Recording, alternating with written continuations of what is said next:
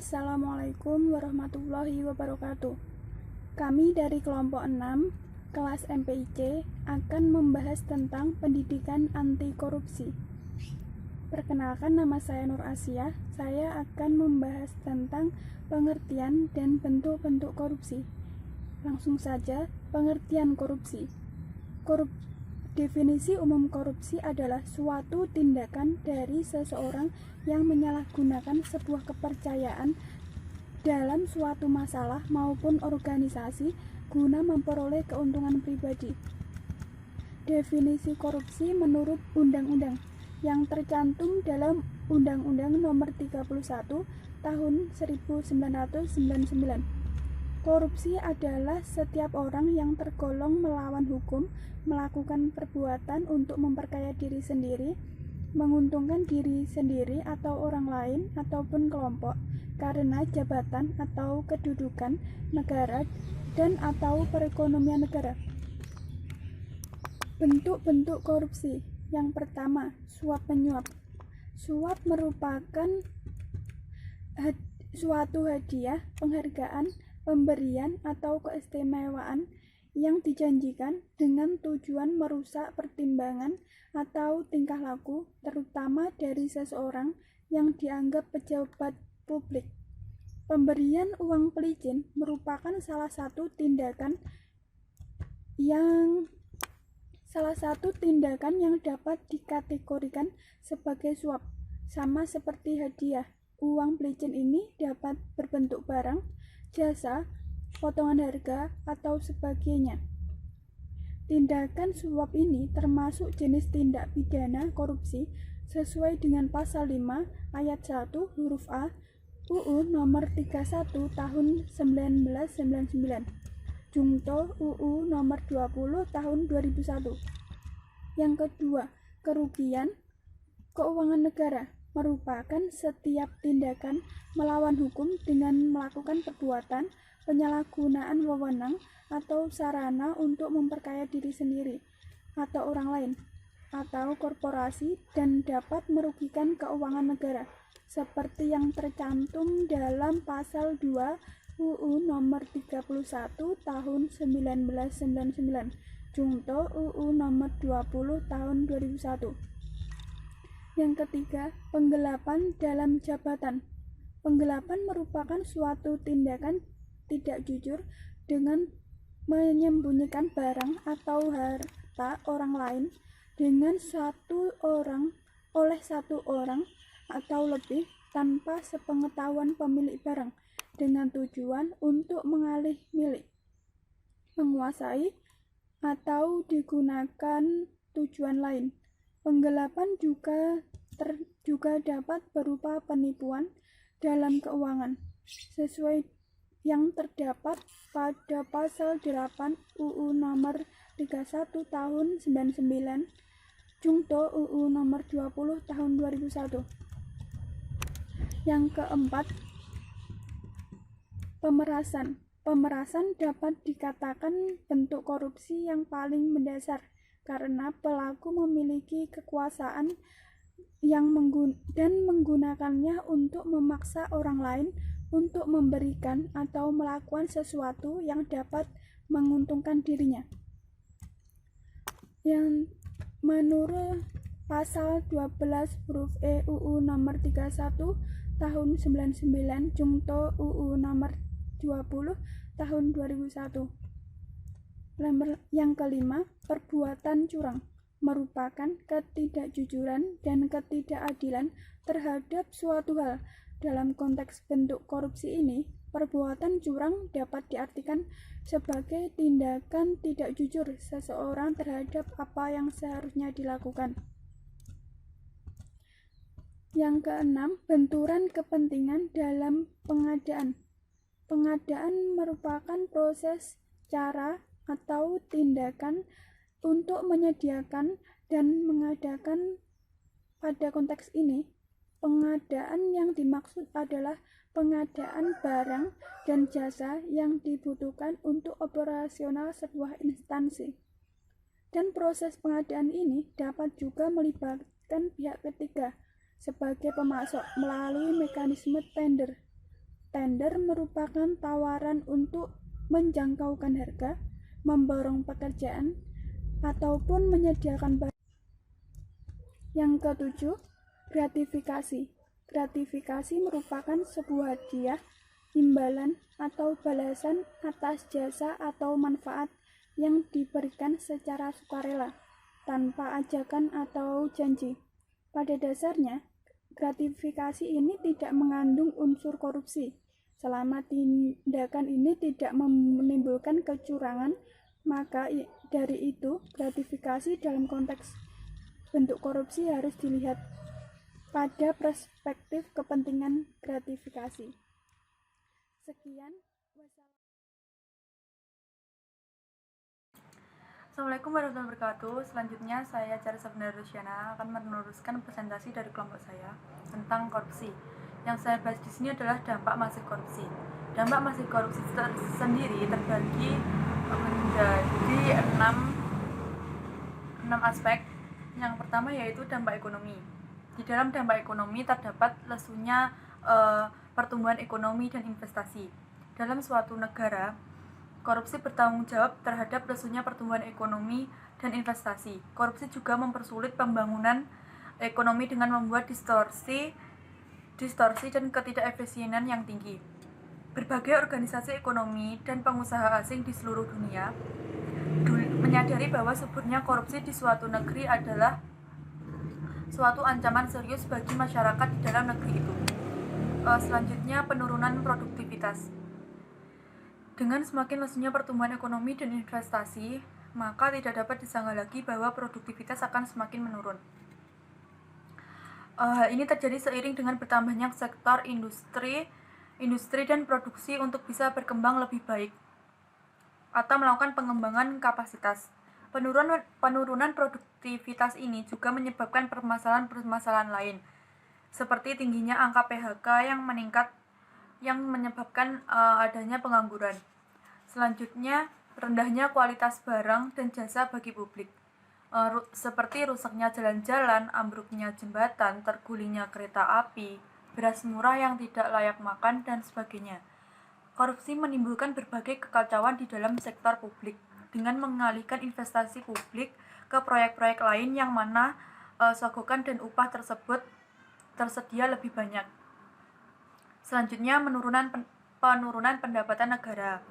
Pajak berfungsi sebagai stabilitas harga, sehingga dapat digunakan untuk mengendalikan inflasi. Di sisi lain, pajak juga mempunyai fungsi redistribusi pendapatan, di mana suatu pajak yang dipungut oleh negara selanjutnya akan digunakan untuk pembangunan dan pembukaan kesempatan kerja yang pada akhirnya akan menyejahterakan masyarakat. Namun, banyaknya korupsi menyebabkan menurunnya pendapatan negara karena masyarakat tidak percaya lagi dengan pembayaran pajak itu sendiri. Selanjutnya, meningkatnya hutang negara. Kondisi perekonomian dunia yang mengalami resesi dan hampir melanda semua negara termasuk Amerika Serikat dan negara-negara lain ataupun negara Eropa memaksa negara-negara tersebut untuk melakukan hutang untuk mendorong perekonomiannya. Dan di dalam suatu negara itu jika terdapat banyaknya korupsi, pastilah hutang negara semakin meningkat. Selanjutnya, yang kedua yaitu runtuhnya otoritas pemerintah. Di dalam runtuhnya otoritas pemerintah ini akan menimbulkan beberapa dampak, yaitu matinya etika sosial politik. Korupsi bukan suatu bentuk tindak pidana biasa karena ia merusak sendi-sendi kehidupan yang paling dasar, yaitu etika sosial, bahkan kemanusiaan. Pada saat ini kekuatan politik yang sangat dominan, sehingga suatu kelompok politik akan rela melindungi anggotanya agar selamat dari tuduhan-tuduhan yang menjerumuskan ke dalam politik, padahal suatu kelompok atau individu itu melakukan politik tersebut. Selanjutnya, tidak efektifnya peraturan dan perundang-undangan. Secara umum, peraturan dan perundang-undangan berfungsi untuk mengatur suatu substansi substansial dan merupakan instrumen kebijakan yang berguna untuk memecahkan suatu masalah yang ada di dalam masyarakat. Dan birokrasi tidak efisien. Dalam realita yang terjadi dalam birokrasi ini adalah ketidakefisienan. Birokrasi itu seharusnya berorientasi kepada rakyat dan mengutamakan kepentingan rakyat. Namun apabila birokrasi masih mengedepankan kepentingan sendiri atau kepentingan kelompok, maka tidak pernah ada jaminan bahwa birokrasi akan berjalan dengan efisien. Yang ketiga yaitu dampak terhadap politik dan demokrasi. Di dalam dampak politik dan demokrasi ini terdapat beberapa unsur, yaitu munculnya kepemimpinan yang korup. Kondisi politik yang seperti itu cenderung sangat koruptif, menghasilkan masyarakat yang tidak demokratis. Pasalnya, masyarakat seolah-olah digiring atau dirongrong untuk memilih suatu pemimpin yang korup dan diberikan mimpi-mimpi atau janji-janji dan ataupun kesejahteraan yang menjadi dambaan rakyat, sekaligus menerima suap dari calon pemimpin tersebut. Selanjutnya, hilangnya kepercayaan publik dan demokrasi. Hilangnya kepercayaan publik dan demokrasi ini, demokrasi yang diterapkan di Indonesia sedang menghadapi cobaan berat, yaitu berkurangnya kepercayaan masyarakat terhadap demokrasi. Hal ini dikarenakan terjadinya banyaknya tindakan korupsi, yang dimana tindakan ini dilakukan oleh petinggi-petinggi negara, pemerintah, lembaga legislatif, dan sebagainya, yang mengakibatkan berkurangnya bahkan hilangnya rasa percaya publik ataupun masyarakat terhadap pemerintahan yang sedang berjalan. Kemudian menguatnya plutokrasi. Korupsi yang sudah menyandera pemerintah pada akhirnya akan menghasilkan konsekuensi menguatnya plutokrasi.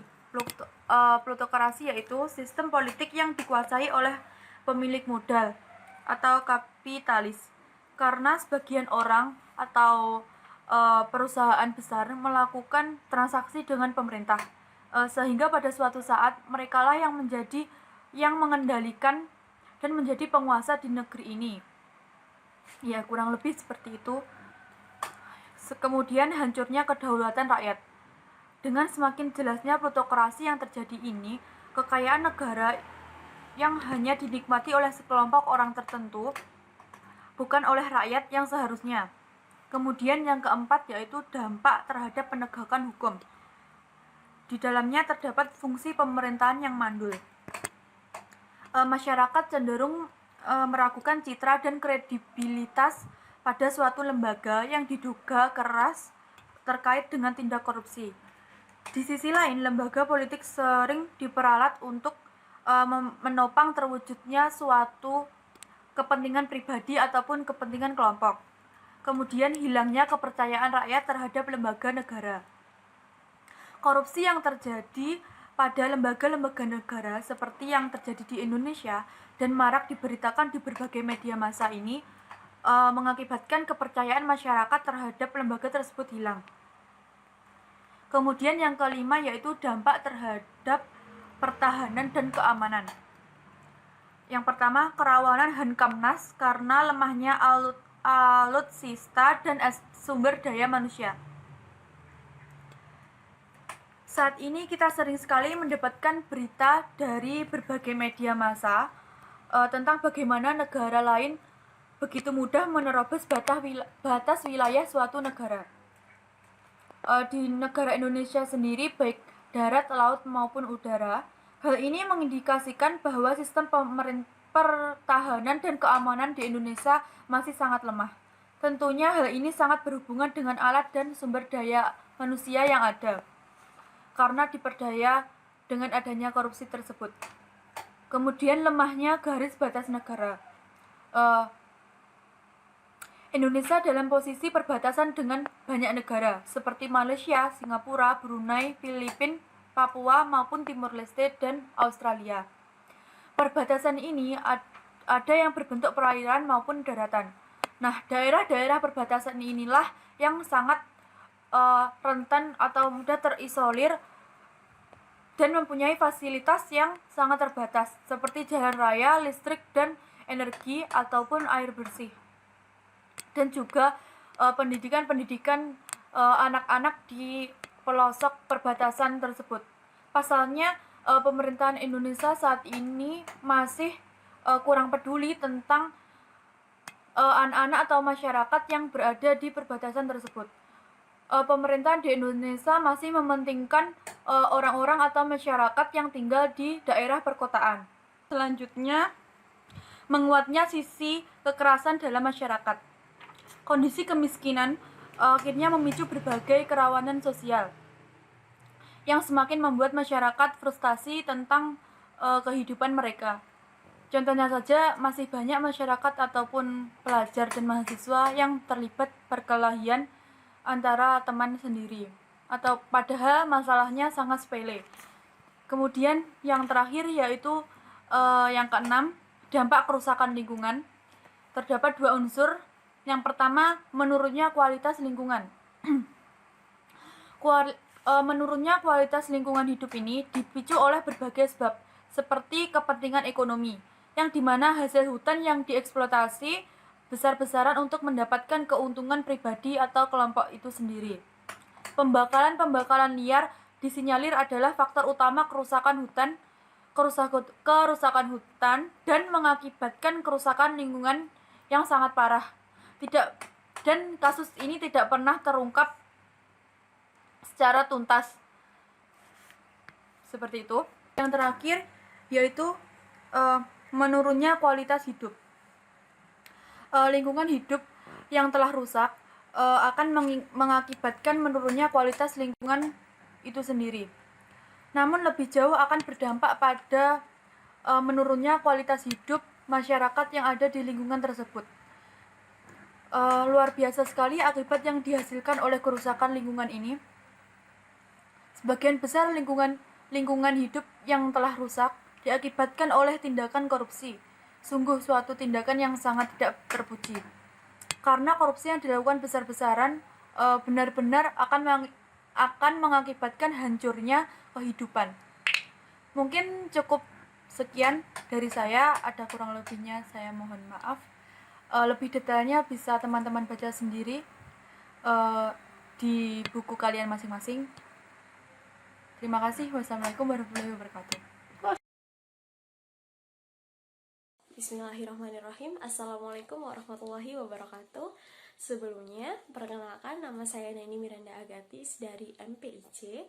Di sini saya akan menjelaskan tentang subbab terakhir dari kelompok saya, yaitu Komisi Pemberantasan Korupsi atau KPK. Langsung saja ya teman-teman. Jadi KPK lahir karena adanya Undang-Undang Nomor 30 Tahun 2002 yang merupakan amanat dari Undang-Undang Nomor 31 Tahun 1999, di mana di sini Indonesia tuh menegaskan menerima pembentukan Komisi Tindak Pidana Korupsi untuk upaya itu adalah sebuah upaya di mana Indonesia itu melawan korupsi di Indonesia, pemberantasan korupsi. Pembentukan Komisi Pemberantasan Korupsi dianggap sebagai penjelmaan upaya luar biasa dari pemerintah Indonesia untuk menanggulangi masalah korupsi di Indonesia. KPK juga diharapkan menjadi pemicu utama bagi kepolisian dan kejaksaan untuk memberantas korupsi. Kita langsung yang pertama, yaitu visi dan misi dari KPK. Visi KPK adalah bersama elemen bangsa mewujudkan Indonesia bersih dari korupsi. Sedangkan misi dari KPK adalah meningkatkan efisiensi dan efektivitas penegak hukum dan menurunkan tingkat korupsi di Indonesia melalui koordinasi, monitoring, pencegahan, dan penindakan dengan peran serta seluruh elemen bangsa. Dan yang kedua adalah tugas-tugas dari KPK. Yang pertama, tugas dari Komisi Pemberantasan Korupsi adalah koordinasi dengan instansi yang berwenang melakukan pemberantasan tindak pidana korupsi. Yang kedua, supervisi terhadap instansi yang berwenang melakukan pemberantasan tindak pidana korupsi. Yang ketiga, melakukan penyelidikan, penyidikan, dan penuntutan tindak pidana korupsi. Yang keempat, melakukan tindakan-tindakan pencegahan tindak pidana korupsi. Yang kelima, melakukan monitor terhadap penyelenggaraan pemerintahan negara. Yang selanjutnya adalah wewenang Komisi Pemberantasan Korupsi, yaitu yang pertama, mengkoordinasi penyelidikan, penyidikan, dan penuntutan tindak pidana korupsi. Yang kedua, menetapkan sistem pelaporan dalam kegiatan pemberantasan tindak pidana korupsi. Yang ketiga, meminta informasi tentang kegiatan pemberantasan tindak pidana korupsi kepada instansi yang terkait. Yang keempat, melakukan dengan pendapat atau pertemuan dengan instansi yang berwenang melakukan pemberantasan tindak pidana korupsi. Yang kelima atau yang terakhir, meminta laporan instansi terkait mengenai pencegahan tindak pidana korupsi. Adapun tadi tugas dan wewenang dari KPK itu tertuang dalam undang-undang di Indonesia, antara lain yang pertama Undang-Undang Nomor 8 Tahun 1981 Kitab Undang-Undang Hukum Acara Pidana. Yang kedua, Undang-Undang Nomor 28 Tahun 1999 tentang penyelenggaraan negara yang bersih dan bebas dari korupsi, kolusi, dan nepotisme. Yang ketiga, Undang-Undang Nomor 31 Tahun 1999 tentang pemberantasan tindak pidana korupsi. Yang keempat, Peraturan Pemerintah Nomor 71 Tahun 2000 tentang tata cara pelaksanaan peran serta masyarakat dan pemberian penghargaan dalam pencegahan dan pemberantasan tindak pidana korupsi. Yang kelima, Undang-Undang Nomor 20 Tahun 2001 tentang perubahan atas Undang-Undang Nomor 31 Tahun 1999 tentang pemberantasan tindak pidana korupsi. Yang keenam, Undang-Undang Nomor 30 Tahun 2002 tentang Komisi Pemberantasan Tindak Pidana Korupsi. Yang ketujuh, Undang-Undang Nomor 8 Tahun 2010 tentang Tindak Pidana Pencucian Uang. Peraturan yang ke-8 adalah Peraturan Pemerintah Nomor 63 Tahun 2005 tentang Sistem Manajemen Sumber Daya Manusia KPK. Yang ke-9, Undang-Undang Nomor 49 Tahun 2009 tentang Pengadilan Tindak Pidana Korupsi. Yang nomor 10, Peraturan Pemerintah Nomor 103 Tahun 2012 tentang perubahan atas Peraturan Pemerintah Nomor 63 Tahun 2005 tentang Sistem Manajemen Sumber Daya Manusia KPK. Yang ke-11, Undang-Undang Nomor 6 Tahun 2011 tentang keimigrasian sejumlah peraturan Komisi Pemberantasan Korupsi, yang antara lain, pertama, organisasi dan tata cara kerja Komisi Pemberantasan Korupsi. Yang kedua, pedoman pelaporan dan penetapan status gratifikasi. Ini kita masuk yang ketiga ya teman-teman, yaitu tentang pengaduan masyarakat. Keberhasilan KPK dalam menangkap koruptor ternyata hasil dari peran serta dan kepedulian masyarakat Indonesia. Dalam melaporkan kasus korupsi, KPK sangat mengharapkan peran masyarakat untuk memberikan akses informasi ataupun laporan adanya dugaan tindak pidana korupsi yang terjadi di sekitarnya. Informasi yang valid disertai bukti pendukung yang kuat akan sangat membantu Komisi Pemberantasan Korupsi dalam menuntaskan sebuah perkara korupsi. Masyarakat dapat menyampaikan pengaduan kepada KPK melalui surat, datang langsung, telepon, faksimil, SMS, dan atau KPK Whistleblower System atau KWS. KPK Whistleblower System atau KWS ini adalah sebuah fasilitas untuk melaporkan kasus tindak pidana korupsi yang dapat berperan serta memantau perkembangan laporan yang disampaikan dengan membuka kotak komunikasi rahasia tanpa perlu merasa khawatir identitasnya dapat diketahui orang lain. Saya akan menjelaskan tentang panduan format laporan atau pengaduan yang baik ya teman-teman. Yang pertama, pengaduan disampaikan secara tertulis, jadi harus ditulis. Yang kedua, dilengkapi identitas pelapor yang terdiri atas nama, alamat lengkap, pekerjaan, nomor telepon, fotokopi KTP. Yang ketiga, kronologi dugaan tindak pidana korupsi, jadi diceritakan begitu. Yang keempat, dilengkapi dengan bukti-bukti permulaan yang sesuai seperti foto maksudnya kayak waktu proses transaksi suapnya atau bagaimana itu loh. Yang kelima, nilai kerugian dan jenis korupsinya. Jadi nilai kerugiannya negara itu berapa, itu dicantumkan di situ. Yang keenam, sumber informasi untuk pendalaman. Yang ketujuh, informasi jika kasus tersebut sudah ditangani oleh penegak hukum. Jadi kalau misalkan kasus itu sudah dilaporkan ke kepolisian atau bagaimana, itu dilaporkan ke KPK begitu. Yang terakhir itu laporan panduan tidak dipublikasi. Jadi laporan kita ke KPK itu tidak boleh dipublikasi ke umum. Cukup menjadi rahasia kita sang melapor sama Komisi Pemberantasan Korupsi.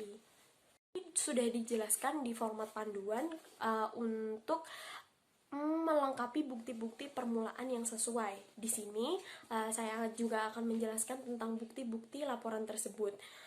Yang pertama, bukti transfer, cek, bukti penyetoran dan rekening koran bank. Yang kedua, laporan hasil audit investigasi. Yang ketiga, dokumen atau rekaman terkait permintaan dana. Yang keempat, kontrak, berita acara pemeriksaan dan bukti pembayaran. Yang kelima, foto dokumentasi. Yang keenam, surat disposisi pemerintah. Yang ketujuh, bukti kepemilikan. Dan yang kedelapan atau terakhir, identitas sumber informasi. Dan ini yang terakhir, tindak pidana korupsi itu kan